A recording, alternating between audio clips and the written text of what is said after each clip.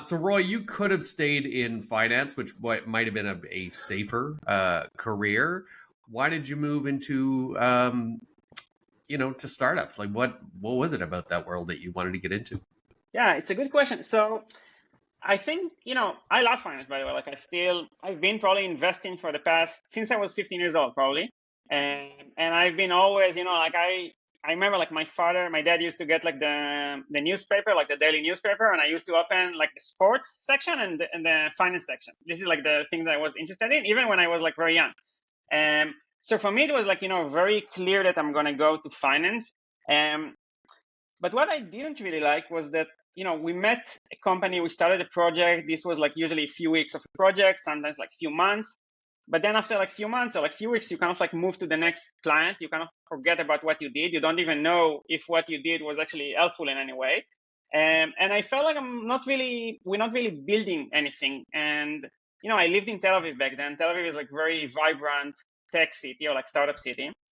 And most of my friends were back then already working for startups. And I was kind of like excited every time I spent time with them. I learned what they do. Like I was excited about like the feeling of actually building something from scratch almost, and like taking something from like an idea and making it real and making it like a product. And I think I always like thrived in like in the chaos, I guess. And so I was excited by this feeling that like this can actually happen in real life.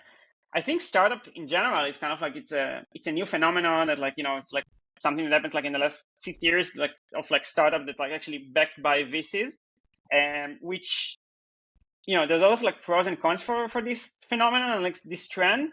And I think a lot of people don't really know how to run actual businesses because of VC money, but it's also like a lot of excitement because you grow quickly and you manage to hire a lot of employees, you manage to like build different products, you manage to actually execute on a vision in a very quick and fast way. So this was exciting for me, and I decided to pursue my startup career.